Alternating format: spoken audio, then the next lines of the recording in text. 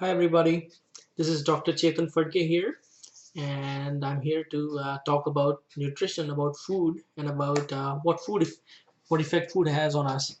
All right, so this today I'm going to tackle a question that has been on my mind for a long time, and this is a question that occupies the most amount of time in number of people, and that is how to lose weight.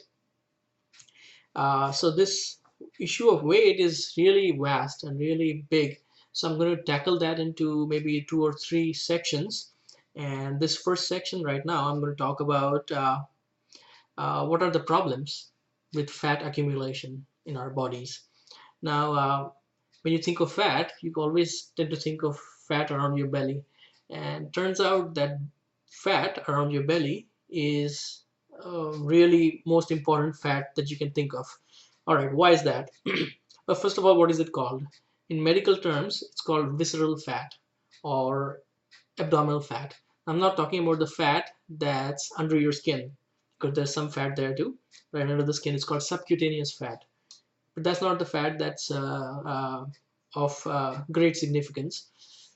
The other fat, which is actually inside our abdomen, it's coating our internal organs.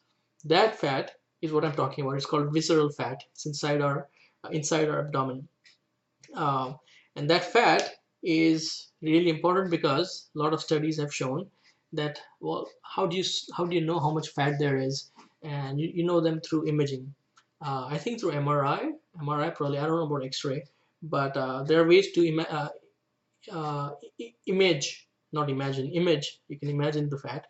You can. There are ways to image the fat, and based on those studies, they have found that the higher the amount of fat in your abdomen, inside your abdomen, higher the amount of visceral fat, the more likely you are to get cardiovascular disease. That means disease of the heart, disease of the blood vessels, and anywhere blood vessels go, you could have a problem. I'm going to cover that in a separate blog where I'll talk about how blood related problems or cardiovascular disease can affect different parts of the body. But anyway, coming back to the subject, the fat inside our belly, the higher the fat there is, the more likely someone is to get cardiovascular disease, diabetes, and type 2 diabetes. So diabetes which occurs usually in adults and which is not related to insulin. There is enough insulin in our body, it just isn't sensitive enough. Again, that is a subject for a different blog, the diabetes, because I have a personal connection with that. And the other effect that they found is immune system. Asthma, for example, asthma.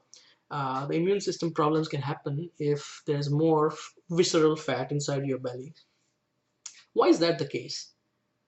What was that got to do with all these other diseases? Because sometimes, two things are related, but doesn't really mean one is related to other. For example, height and weight are correlated. The greater the height, the greater the weight. But does it mean that the great increase in height is causing increase in weight, or if increase in weight is causing increase in height? No, there's no direct relationship. They just happen to be there together. But in this case, there is a biological mechanism which can explain the relationship between high level of intra-abdominal or visceral fat and risk of all these diseases. Now, what is the problem?